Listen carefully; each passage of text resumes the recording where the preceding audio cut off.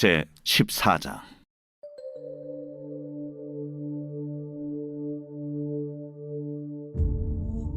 여호와께서 모세에게 말씀하여 이르시되, 나병 환자가 정결하게 되는 날의 규례는 이러하니 곧 그 사람을 제사장에게로 데려갈 것이요 제사장은 진영에서 나아가 진찰할지니 그 환자에게 있던 나병 환부가 나았으면 제사장은 그 정결함을 받을 자를 위하여 명령하여 살아있는 정결한 새 2마리와 백향목과 홍색 실과 우슬초를 가져오게 하고, 제사장은 또 명령하여 그 새 하나는 흐르는 물 위 질그릇 안에서 잡게 하고, 다른 새는 산채로 가져다가 백향목과 홍색 실과 우슬초와 함께 가져다가 흐르는 물 위에서 잡은 새의 피를 찍어 나병에서 정결함을 받을 자에게 7번 뿌려 정하다 하고, 그 살아있는 새는 들에 놓을지며, 정결함을 받는 자는 그의 옷을 빨고 모든 털을 밀고 물로 몸을 씻을 것이라.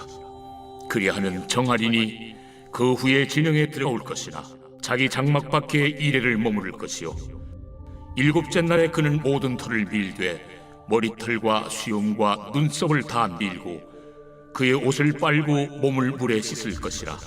그리하면 정하리라.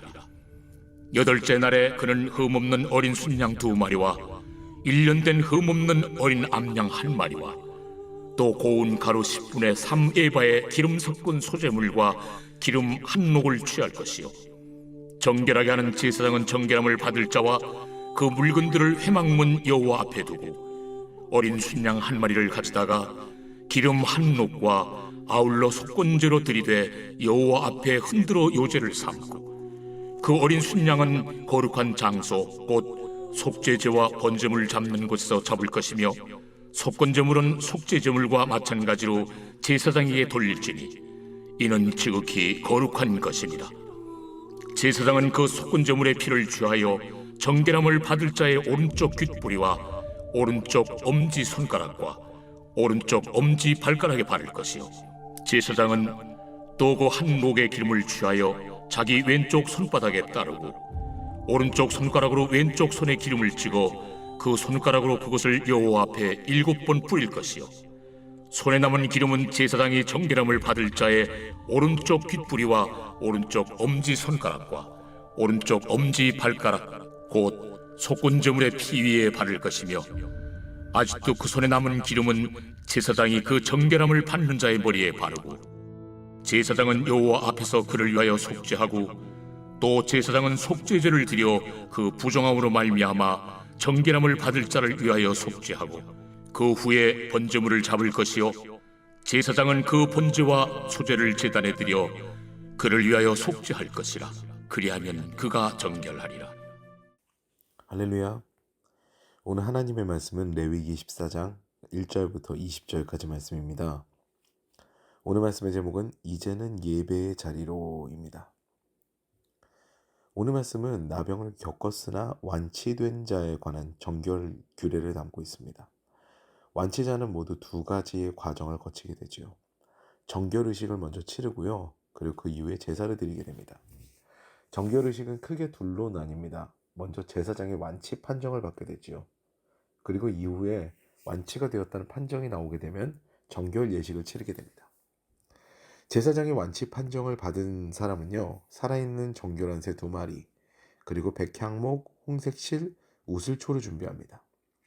그리고 2마리의 새 중 1마리는 흐르는 물 위 질그릇에서 잡고요, 나머지 새는 백향목과 홍색실 그리고 우슬초와 함께 그 죽은 새의 피를 찍어서 7번 완치된 자에게 뿌리게 됩니다. 이후에 그는 옷을 빨고 모든 털을 밀고 물을 씻고 나면 정함을 받게 되죠. 하지만 진영 안에 들어오기는 하되 일의 시간을 보내야 됩니다.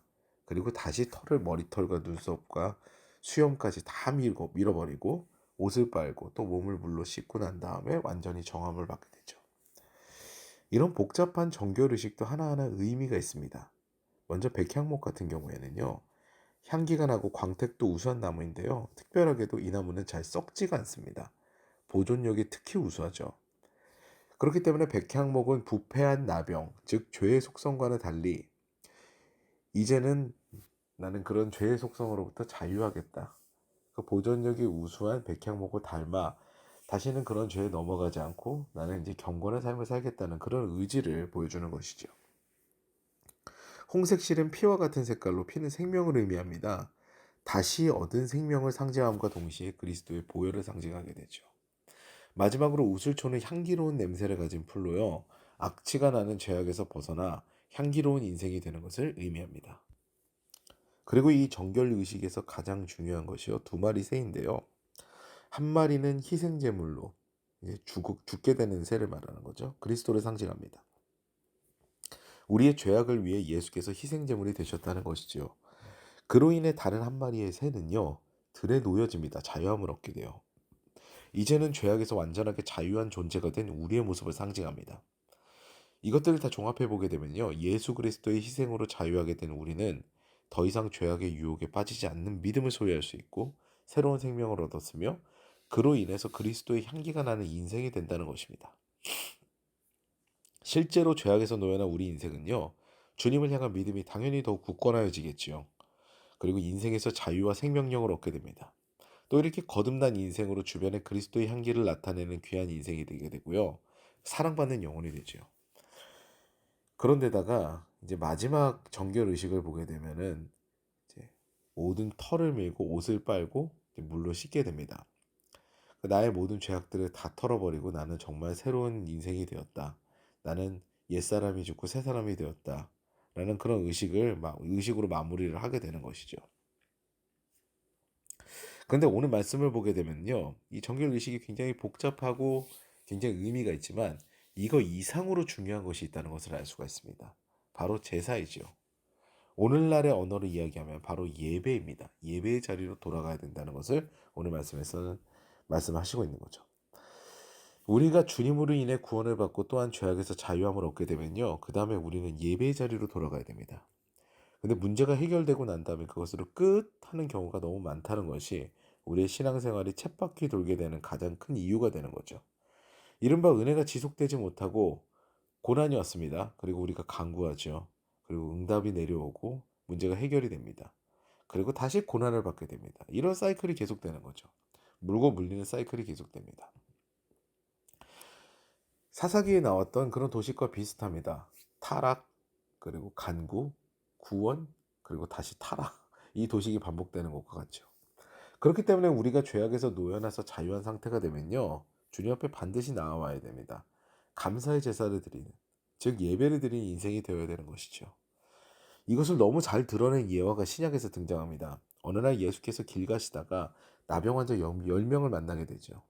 그들이 소리칩니다. 다윗의 자손 예수여 우리를 불쌍하게 여겨주세요. 그러니까 예수님께서는 그들에게 말씀하십니다. 가서 제사장에게 너의 몸을 보여라. 이 이야기는 완치 판정을 받으라는 이야기입니다. 이제 소망으로 가득 찬 그들입니다. 예수께서 완치 판정을 받으라고 하셨으니까 이제는 나았다는 그런 막 믿음이 생기는 거죠. 실제로 그들은 제사장에게 가는 길에 나병이 나았음을 알게 됩니다. 나은 거죠. 그런데 그 10명의 완치된 나병 환자 중에서 예수님께 돌아와서 감사를 표한 사람은 단 한 명이었습니다. 예수께서도 의아해하실 정도였어요. 너희들 다 낫지 않았니? 하실 정도니까요. 이와 같이 문제가 해결이 된 다음에 예배 자리로 나와서 감사 예배를 드리고 그 예배 가운데 믿음을 날마다 새롭게 하는 경우는 참 드뭅니다. 위에 예화를 봐도요. 10분의 1이에요. 10명 중에 1명이 그렇게 된다는 얘기입니다. 심지어 감사를 표한 이는 유대인도 아닙니다. 유대인들이 멸시했던 사마리아인이었죠. 믿음의 연조가 깊다고 더 감사하는 게 아니라는 거예요. 오히려 초신자가 더 상식적일 때가 있으면 우리는 늘 기억해야 됩니다. 사랑하는 여러분, 우리가 죄악에서 벗어난 거는요. 결코 우리의 노력이 아닙니다. 전적으로 주님의 은혜이죠. 예수 그리스도의 희생이 없었다면 우리는 자유할 수가 없는 존재입니다. 그 희생은 값없이 우리에게 주어지지만 절대로 공짜는 아닙니다. 이미 하나님께서 엄청난 값을 치르셨기 때문에 우리에게 값없이 은혜로 주어진 것이에요. 그러므로 우리는 이 은혜를 입었다면 반드시 감사하는 삶을 살아야 됩니다. 예배 자리로 돌아와야 되는 거죠. 그러면 우리 안에 늘 은혜와 평강이 가득한 삶이 될 것입니다. 주님과 함께 행복한 인생길을 걷게 된다는 것입니다.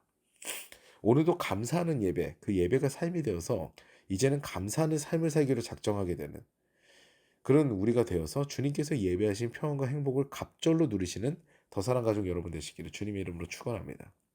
이제 우리 기도하는 시간을 갖겠습니다. 오늘은 하나님 받은 은혜에 감사해서 날마다 예배하는 삶을 살게 하시고 감사로 제사 드리는 우리가 되게 하여 주시옵소서라는 기도를 드리시겠고요.